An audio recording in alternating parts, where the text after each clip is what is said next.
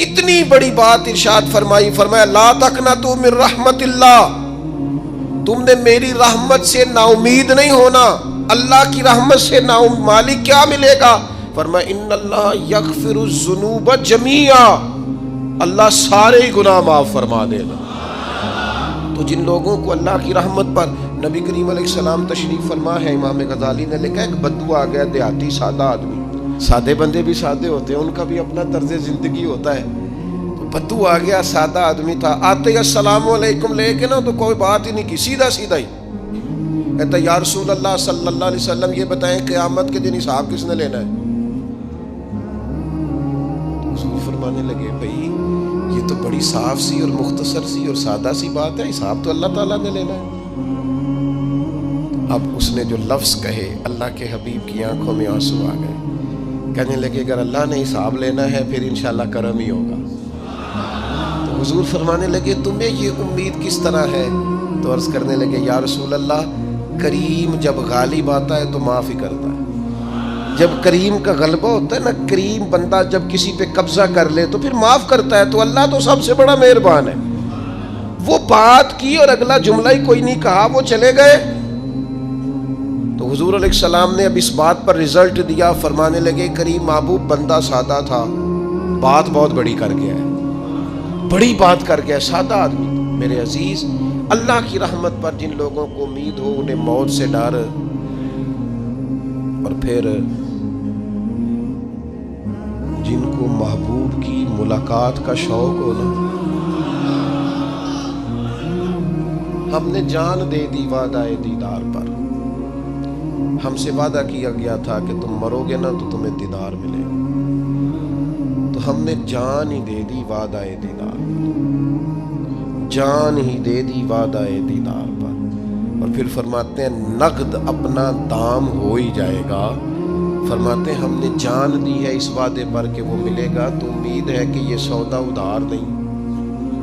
جیسے ہی قبر میں جائیں گے سامنے حضور کی زیارت نصیب ہو جائے گی۔ اس لیے لحد میں بھی عشق رخ شاہ کا داغ لے کے چلے، اندھیری رات سنی تھی سو چراغ لے کے چلے۔ یہ حدیث آپ نے بھولنی نہیں، یہ تنہائیوں میں یاد رکھنے کی روایت ہے، یہ تنہائیوں میں پڑھنے کی روایت ہے۔ یہ اپنے ذوق کو تازہ، جو لوگ کہتے ہیں نا وجد سرور کیف میں جانا چاہتا ہوں، وہ مشکات شریف کی اس حدیث کو دیکھے۔ اللہ کے حبیب علیہ السلام نے فرمایا لوگوں میں تمہیں بتاؤں قیامت کے دن اللہ تعالیٰ بندوں سے پہلا سوال کیا فرمائیں گے اور بندے اس کا جواب کیا دیں گے؟ یا رسول اللہ کرم فرمائیے بتائیے۔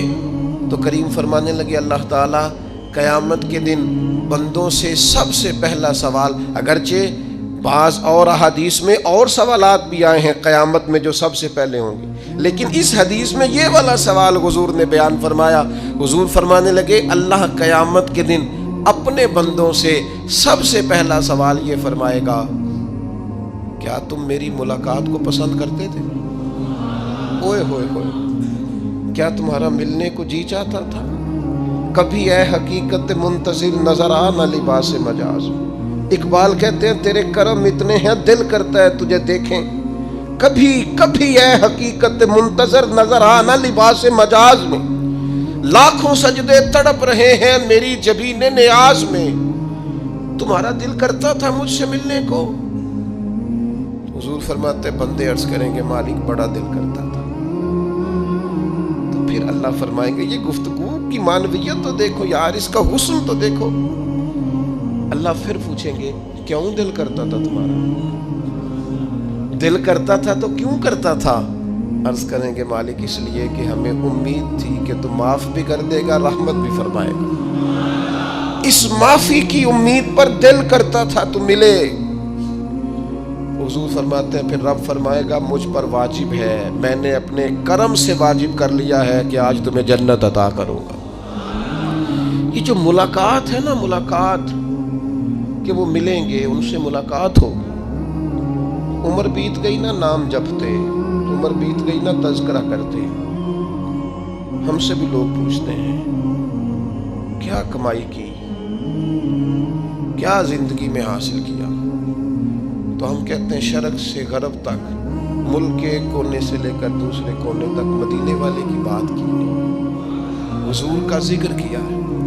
نبی پاک کے میں اپنی حیاتی تو قربان تھی، وہاں ساری محمد محمد پکیندے گزر گئی ساری۔ یہ اعزاز ہے، یہ کرم ہے۔ اب کیا ہوتا ہے، گناہگار لوگ اتنا بڑا دعویٰ تو نہیں کر سکتے، لیکن دل تو چاہتا ہے نا کہ چلو جس کا نام لیا ہے اس کی کبھی زیارت بھی ہو، کبھی ملاقات بھی ہو، کبھی نظر کرم بھی ہو۔ کسی نے اپنے محبوب سے کہا تھا کہ ذرا ایک نظر مجھ پہ بھی کیجئے، تو قریب بیٹھے ایک شخص نے کہا یار تو نے بڑا دعویٰ کیا ہے، جو محبوب ہوتے ہیں ان کو تکلیف نہیں دی جاتی، تو کہتا ہے پورا چہرہ ہی تیری طرف پھیرے۔ تو پھر اس نے اس درویش سے پوچھا کہ میں بھلا پھر کیا کروں، میرا دل تو میرا بھی کرتا ہے نا۔ چلو یہ تو آپ کی بات ٹھیک ہے کہ اب میں محبوب سے کہوں کہ اتنی تکلیف کرے کہ میری طرف پورا رخ پھیرے تو ٹھیک نہیں، تو پھر بتائیں میں کیا کروں؟ تو اس نے کہا ان راہوں میں کھڑا ہو جا جن راہوں کی طرف وہ کریم دیکھتا ہے۔ چلو اسی با کردار کو دیکھتے دیکھتے بیچ میں تیرے اوپر بھی نظر، مجھ پہ محشر میں نصیر ان کی نظر پڑ ہی گئی، مجھ پہ محشر میں نصیر ان کی نظر۔ اوئے ہوئے، اللہ کرے آپ کو بھی وہ لطف آئے جو مجھے آ رہا۔ کہتے مجھ پہ محشر میں نصیر ان کی نظر، یہ انتہائی عاجزی ہے کہنے والے کی۔ اس نے بالکل اپنے آپ کو ختم کر کے کہا کہ میں قابل تو نہیں تھا، اور میں پھر تکلیف دیتا کہ میری طرف دیکھیں، اسپیشل میرے لیے وقت نکالیں۔ پر کرم یہ ہوا کہ مجھ پہ محشر میں نصیر ان کی نظر پڑ ہی گئی۔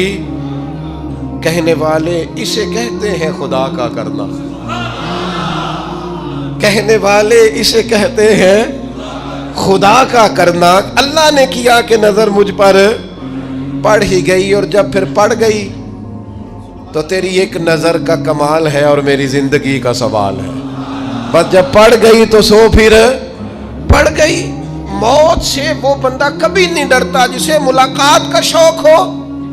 ملنا چاہے داتا علی اجویری سے اور موت سے ڈرے، ملنا چاہے حضرت غوث پاک جیلانی سے اور پھر موت سے ڈرے۔ زندگی گزری ہو علی علی کرتے پھر موت سے ڈرے۔ عمر بھر سیدنا عثمان غنی کی سخاوت کی بات کی ہو اور پھر جنت میں جا کے ان سے ملنے کا شوق پیدا نہ کرے۔ ساری زندگی سیدنا فاروق کا عدل بیان کیا ہو، ساری زندگی ان کے انصاف کا تذکرہ کیا ہو، پوری امت کو بتایا ہو کہ اگر جینا چاہتے ہو تو عمر کے رستوں پر چلو، اور پھر یہ موت سے ڈرے اور مر کے جناب فاروق اعظم کی زیارت کو پسند نہ کرے۔ جسے صدیق کی وفائیں یاد ہو، جنہیں جناب ابو بکر صدیق کا عشق یاد ہو، وہ پھر ان کی زیارت نہ کرنا چاہے اور ساری عمر حضور کی نعت پڑھی ہو۔ مانا نہیں آتا تھا پھر بھی کہا بلغ العلا بکمالہ کشف الدجا بجمالہ حسنت جمیع خصالہ صلو علیہ والہ سے نہیں ترجمہ آتا تھا، پر جب بھی کو پڑھتا تھا یہ بھی جھومتا تھا مولا یا صلی وسلم دائماً۔ میں آپ کو بتاتا ہوں، توتلا آدمی، توتلا اور دیوانہ مجذوب بیچارہ، سمجھ نہیں، توتلا بولنا بھی ٹھیک نہیں آتا۔ مجھے نماز کا سلام پھرا تو وہ جلدی آ گئے، وہ ایک مجذوب آدمی تھے، سادے تھے، تو سلام لی تو کہنے لگے میں گل کرنی سی۔ تو میں نے ان سے کہا کہ تھوڑی دیر کے بعد ملتے ہیں۔ سادہ آدمی ہے، اللہ مجھے معاف کرے، میں کوئی نقل تو نہیں ان کی اتار سکتا۔ اس زبان کو ہم توتلی نہیں کہتے، ہم اس زبان کو بلالی زبان کہتے ہیں۔ یہ بڑی خوبصورت زبان ہوتی ہے۔ یہ جو توتلے لب و لہجے ہوتے ہیں نا، وہ جب بچہ پوری طور پہ اماں نہیں کہہ سکتا، توتلا ہوتا ہے، تو کوئی مزہ آتا ہے اماں کو اماں کہلوانے میں۔ جب وہ پوری طور پر باپ کو بابا نہیں کہہ سکتا اور توتلا ہوتا ہے تو کوئی مزہ آتا ہے کہنے میں۔ وہ جب دادی نانی دادا کہتا ہے تو دادے کا دل کرتا ہے یہ 100 بار کہے، چونکہ اسے کہنا نہیں نہ آتا، لیکن اس توتلاہٹ میں جو اس کو لطف آتا ہے۔ مجھے بڑے لوگ آ کے شعر سناتے ہیں، میں نے بڑے خوشگلو نعت خوانوں سے زندگی میں سنا ہے۔ وہ صاحب میرے پاس آئے اور میں نے کہا بعد میں ملیں گے، تو سادہ آدمی ہے، مجذوب ہے، پورا شعور نہیں رکھتا۔ مجھے کہنے لگا مصطفیٰ جان رحمت کے بعد، مصطفیٰ جان رحمت پہ لاکھوں سلام کے بعد، یعنی معنی یہ تھا کہ سلام کے بعد۔ تو اب بڑے بڑے سریلے بندوں سے بھی بندہ سنتا ہے میرا دل کرے، اور میں نے جان بوجھ کے ان سے کہا دوبارہ کیا جائے ذرا، کیونکہ توتلے تھے نا. میں نے کہا تو کہنے لگے مصطفیٰ جان رحمت پہ لاکھوں سلام کے بعد او میرے عزیز یاد رکھو ساری زندگی حضور کی نعتیں پڑھی، نبی پاک کے تذکرے سنے، اب موت سے ڈر جائیں؟ حالانکہ موت تو ایک پل ہے، پل سے گزریں گے تو سامنے اللہ کا دیدار بھی ہوگا، مدینے والے کی زیارت بھی نصیب ہوگی. تو زیارت ہوگی اور ہر نظر کانپ اٹھے کہ محشر کے دن خوف سے ہر کلیجہ دہل جائے گا، اوڑھ کر کالا جبہ وہ آ جائیں گے اور سارے محشر کا نقشہ بدل جائے گا. یہ موت کا خوف نکالنے والی چیزیں ہیں، ڈر. اچھا مجھے ایک بات بتائیں، یہ میں امید کی بات کرنے لگا ہوں، چلیں اب یہ بات تو مشکل ہے پر کرنی پڑے گی، مجبوری ہے. کبھی کبھی ابا جی سے مار بھی پڑ جاتی ہے بندے کو، گھر میں کوئی 2-4 لگ بھی جاتی ہیں، تو اس وقت نا جو سب سے بڑا سہارا کسی کو نصیب ہوتا ہے وہ یہ ہوتا ہے کہ اللہ کرے اماں گھر میں موجود ہو. اور میں نے دیہاتوں میں کئی مائیں ایسی دیکھی ہیں جو بیٹے کے حصوں کی مار کھاتی ہیں. ابا نے ڈنڈا لے لیا ہے بیٹے کی غلطی پہ، اب اماں بیچاری سامنے ہو گئی ہے، 2-4 اس نے بھی کھا لی. یہ بات آپ سمجھیں، موت کا خوف نکالنے کے مفہوم میں بات عرض کر رہا ہوں. اماں موجود ہو نا گھر میں تو ابا سختی بھی کرنے لگے تو کسی وقت احساس ہوتا ہے کہ جناب یہ سختی نہیں ہوگی کیونکہ میری اماں، اور اماں پوری وکیل بن جاتی ہے، کہنی تو نہیں پتا وہ ہو گئی غلطی، وہ فلانے دے منڈے نے خراب کیتا ہے، حالانکہ ہو سکتا ہے اس نے اس کو بھی خراب کیا ہو، لیکن وہ اماں وکیل ہے، وہ وکالت کر رہی ہے اور وہ بے لوث کر رہی ہے. ہوتا ہے ایسے، اس بات کو سمجھ لے اچھے طور پر. موت کا خوف نہیں، ڈر نہیں، اس لیے کہ گھر میں ماں موجود ہو تو باپ کا ڈر نہیں ہوتا. تو قبر حشر میں تو رسول کریم موجود ہے، وہاں تو نبی کریم موجود ہے، وہاں تو اللہ کریم اپنی رحمت فرمائے گا بندوں پر. اس لیے خوف نہیں، پینک نہیں، اپنی غلطیوں کا احساس ضرور کریں، اپنے اعمال پر توجہ ضرور دیں، لیکن موت کے خوف تلے دبتے نہ جائیں. انشاءاللہ صبح قیامت کرم ہوگا. میرے نبی پاک علیہ الصلوۃ والسلام نے تو فرمایا ہے بس ہم نے ایمان کامل لے کے جانا ہے دنیا میں. حضور نے فرمایا ہے جس طرح 14ویں رات کا چاند چمکتا ہے اس طرح میرے غلاموں کے چہرے چمکیں گے قیامت کو. اللہ کے رسول صلی اللہ علیہ وسلم فرماتے ہیں جسم کے جن جن حصوں پر وضو کا پانی لگتا رہا وہ قیامت میں چمکیں گے. دور سے لوگ ان کا نور دیکھیں گے، پتہ چلے گا وہ محمد عربی کے غلام آ رہے ہیں. یہ کرم ہوگا صبح قیامت، یہ عطائیں ہوں گی. اس لیے مومن موت سے ڈرتا. سیدنا بلال حبشی رضی اللہ تعالیٰ عنہ، آخری وقت ہے، نزع کا عالم طاری ہے، اور یہ گفتگو دیکھیں غلاموں کی. آپ کی اہلیہ رو پڑی، کہنے لگی ہائے ہائے افسوس. حضرت بلال فرمانے لگے کیا ہوا؟ کہنے لگی افسوس ہے کہ آپ دنیا سے جا رہے ہیں. تو حضرت بلال نے مضمون ہی بدل دیا، سوچ کا زاویہ ہی بدل دیا. فرمانے لگے یہ افسوس کا مقام نہیں، یہ تو خوشی کا مقام ہے.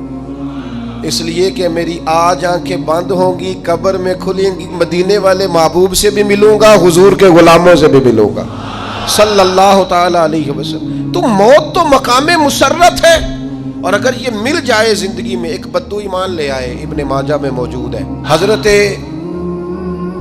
ابو ہریرہ رضی اللہ تعالیٰ عنہ حدیث کے راوی ہیں، فرماتے ہیں ایک بدو ایمان لائے اور انہوں نے حضور علیہ السلام کے ساتھ ہجرت بھی کی. ابن ماجہ میں موجود ہے.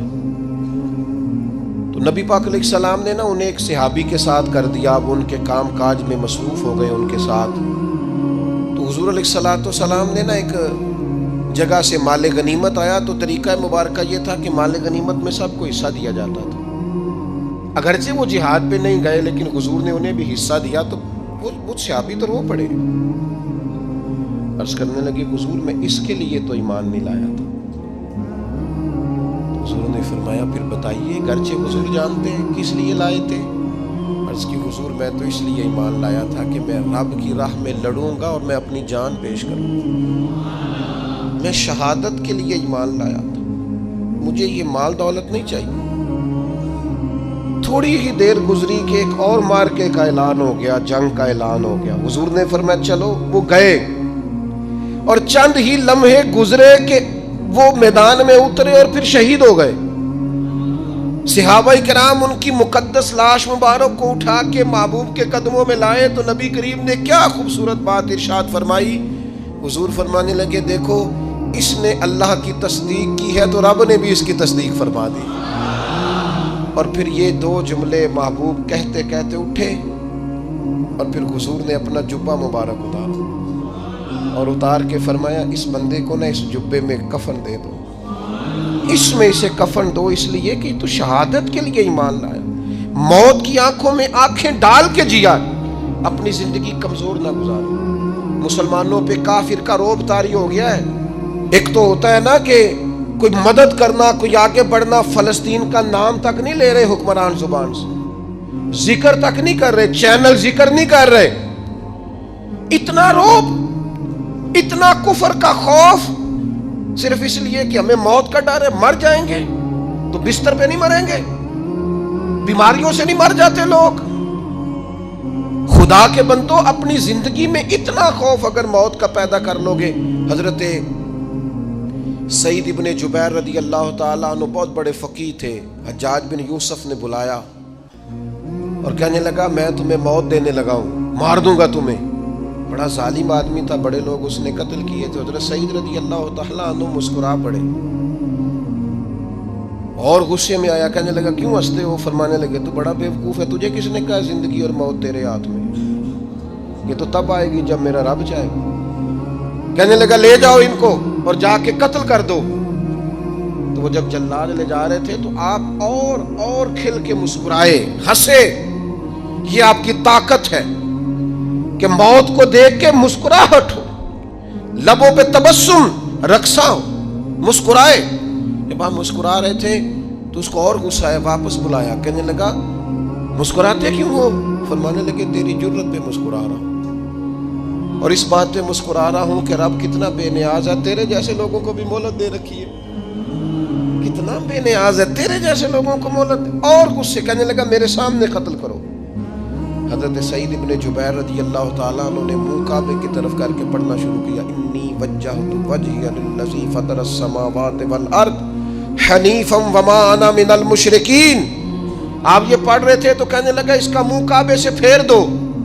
کعبے سے منہ پھیرا تو آپ فرمانے لگے تو بڑا ہی بیوقوف ہے, میرا رب کو صرف کعبے کی طرف مقید ہے, وَلِلَّهِ الْمَشْرِقُ وَالْمَغْرِبُ فَأَيْنَمَا تُوَلُّوا فَثَمَّ وَجْهُ اللَّهِ. چہرہ پھیر دیا جب اس نے تو آپ فرمانے لگے مشرق بھی اللہ کا, مغرب بھی اللہ کا.